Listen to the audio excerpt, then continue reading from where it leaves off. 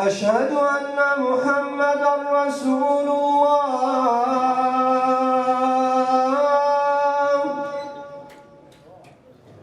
أشهد أن محمدا رسول الله.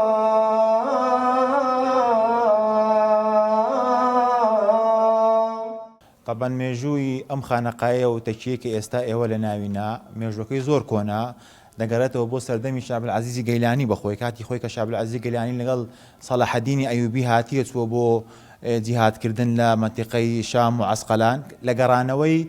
وەکو لە سەرچاوەکانی تاریخی هاتیە ئیتر تەرکی دنیای کردیە خەریکی زوهد و تاعەت بووە فوازی لە خەڵکی نایە و لە ئاوەدانی و لە شتانەی نایە هاتیە لەم شوێنە لەم گەلی ئاکرەیە کە مەشهورە بە گەلی عەبدولعەزیز لێرە خەریکی ئەوراد و زیکر و فکر و خڵوە و ئیتر خواپەرستی بووە لە ساڵی 65ەوە کە بە خۆمان وەکو بنەماڵەی شێخ عەبدولعەزیزی بەرزنجی ولیانی لە شارەدەی ڕەویەدا دەنیشتن لەسەر مەرقەدی شێخ ئیسماعیلی ولیانی دەچیت بۆ بەغدا سەفەری بەغدا دەکات لەوێ تەکلیفی دەکەنکەوە ئەو هەستیتن بە ئاگاداربوون و سەرپەرشتیکردنی ئەم مەرقەدە مبارەکە کە مەرقەدی کوڕی شێخ عەبدولقادری گەیلانیە شێخ عەبدولعەزیزی گەیلانی فشێخ عەبدولعەزیزی بەرزنجی لە ساڵی 65 تەکلیفی کوڕە گەورەی خۆی بابە شێخ سەعید بەرزنجی دەکاتن کەوا بێتن لەم خانەقاوتەچیەدا بنیشیتن ئێرشادی موسڵمانان بکاتن و ئێرانە ئاوەدان بکاتەوە بەڕاستی و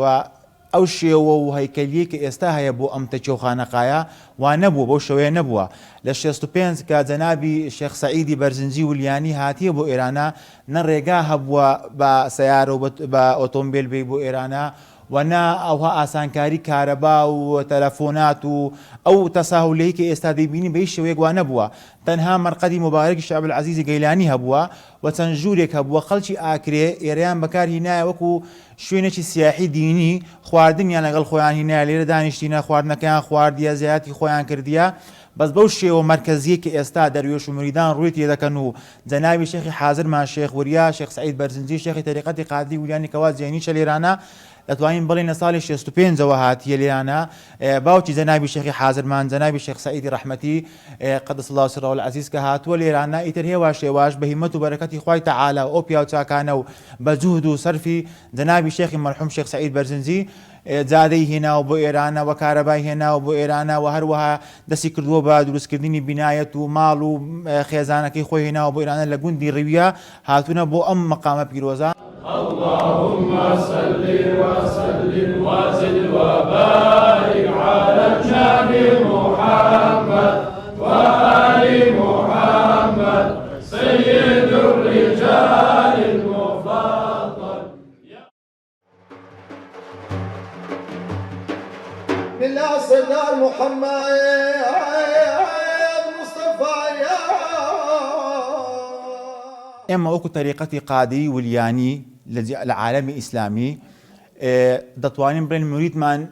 لە هەموو وڵاتانی دنیا هەیە خاصە وڵاتەکانی ئیسلامی بۆ نمونە لە وڵاتی هیند لە وڵاتی ئەندەنوسیا لە وڵاتی سەڵتەنەی عەمان لە ئێران لە تورکیا ئەوەیش لە عێراق لە هەموو پارێزگاکانی عێراق لە باشوور بگرە هەتاکو شیمال هەتاکو کوردستانی خۆمان ماشاء الله وەکو تەریقەتی قادری ولیانی لە هەموو شوێنێک موریدمان هەیە و موریدەکانیش ڕۆژانە ساڵانە مانگانە